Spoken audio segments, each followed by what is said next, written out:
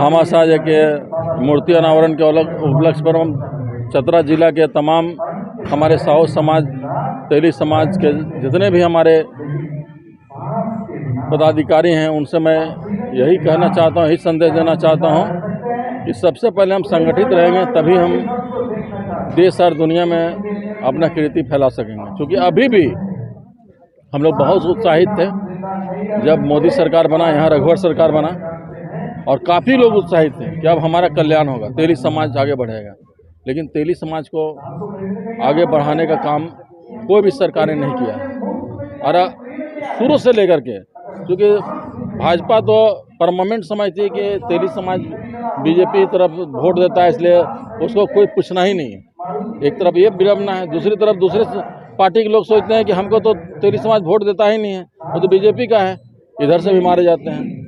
तो इस चलते हम समय पर ऐसा चोट करें जो कि हमारा अस्तित्व बचा रहे।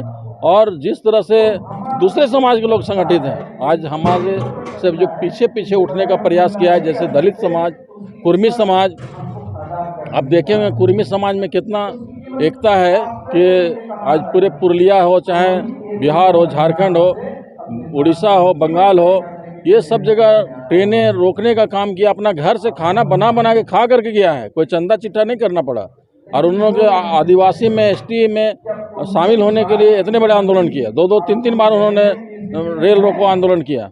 तो ये सब दूसरे समाज से भी हमको सीखने की जरूरत है। हमारा समाज काफ़ी ईमानदार है और ईमानदार का लाभ दूसरे लोग ले रहे हैं। हम लोग तो भाषण में कुछ बयान देते हैं लेकिन जमीन पर कुछ करते हैं। रघुवर दास जी पिछले बार जो है इन्होंने बोला था कि हम तेली समाज का जो है कल्याण बोर्ड, तेली कल्याण बोर्ड का गठन करेंगे। इनसे मैंने कई बार कहा लेकिन इन्होंने नहीं किया। आज पद से उतरने के बाद तेली समाज के बीच जाते हैं। इनका तो तेली समाज के बीच जाने का कोई औचित्य नहीं है। इन्होंने कुछ भी नहीं किया। 5 साल के दरमियान समाज कैसे आगे बढ़े, समाज को डैमेज करने का काम किया। उसका जीता जागता उदाहरण हम खुद हैं। 5 साल जेल में रहे, हम रहे, मेरी पत्नी रहे, 50 केस लादा गया, मेरा बेटा को जेल भेजा गया। क्यों? क्या चोरी डकैती, हत्या मर्डर, बलात्कार किए थे हम लोग, जन आंदोलन किए थे। इन्होंने रघुवर दास जी ने जल जंगल जमीन को लूटने का काम किया है। इन्होंने वन अधिकार अधिनियम को संशोधित किया, अमेंडमेंट करवाया।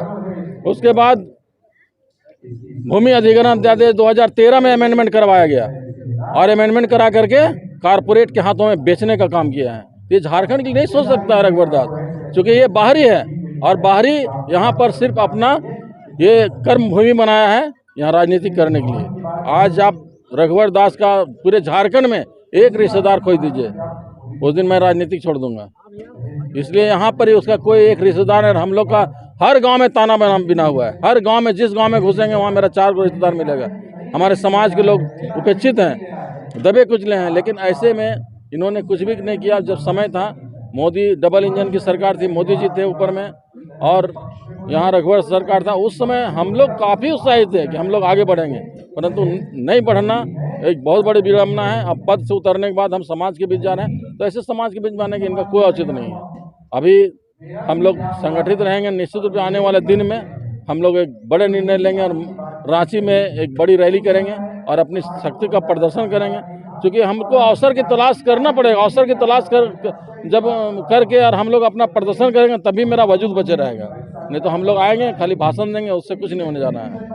समाज वहीं वहीं रहेगा। इसलिए हम लोग संगठित होकर के इसका पुरजोर तरीके से अपना प्रदर्शन और अपना मजबूती दिखाएंगे तो हमारा जो पार्टियां हैं वो पार्टियां भी हमको तवज्जो देने का काम करेगी। क्योंकि हर तालक चाबी राजनीति है और हम राजनीति नहीं करेंगे तो हम समाज को आगे नहीं बढ़ा पाएंगे। इसलिए समाज के हर व्यक्ति को राजनीति करने का अधिकार है। राजनीति में आगे आएंगे तभी हमारा कल्याण होगा। ठीक है, समाज समझेगा धीरे धीरे। अब हमारे समाज जागरूक हो रहा है और हम लोग आगे खींचेंगे। मैं सर्वप्रथम चतरा जिला साहू समाज के अध्यक्ष सहित पूरी टीम को साधुवाद धन्यवाद देना चाहता हूं। तो ऐसे भामाशाह का जो आज मूर्ति का लोकार्पण हुआ,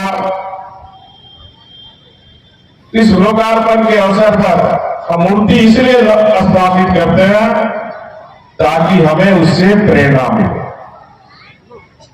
तो मैं कह सकता हूं ये जगह प्रेरणा की भूमि है।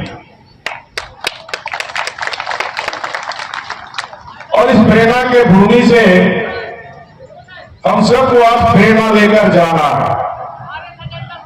कि अपनी मातृभूमि, अपने देश के लिए कुछ करना, अपने देश के लिए जीना, यही भामाशाह जी की मूर्ति का अनावरण पर भामाशाह जी का संदेश है। जिस तरह उन्होंने पूरी संपत्ति मातृभूमि की रक्षा में दे दिया, उसी तरह हम सबको भी जब भी आवश्यकता पड़े देश के लिए, तो हमें देश के लिए उसी प्रकार से देश के लिए जीना और देश के लिए कुछ करना। भामाशाह सिर्फ देवी जाति का नहीं है, वो देश का महापुरुष, क्योंकि देश के लिए, भारत की मातृभूमि के लिए उन्होंने अपनी संपत्ति अर्पित की। इसलिए भामाशाह जयंती सिर्फ देवी समाज को नहीं मनाना चाहिए, झारखंड का हर लोग को भामाशाह का जयंती मनाना। कलयुग में किसकी पूजा होती है? शक्ति की, ताकत की। और वो ताकत कहां से? राजनीति से नहीं मिलती है, तो ताकत समाज से मिलती है। तो समाज शक्तिशाली हो और समाज के काम करने वाले लोग, समाज में बहुत ऐसे लोग हैं जो समाज के नाम पर मालोमाल हो जाते हैं।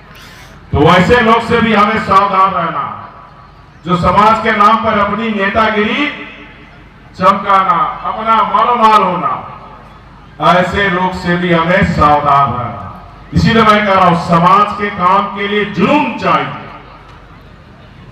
ये समाज में भी काफी गरीब तबके के लोग हैं, तो समाज के गरीब तबकों का उद्धार कैसे हो, ये भी समाज को चिंता करने की जरूरत है। मैं चाहता हूं कि किसी भी समाज में शिक्षा का बहुत बड़ा महत्व होता है, और जब बच्चे पढ़ेंगे तब निश्चित तौर पर आगे बढ़ेंगे।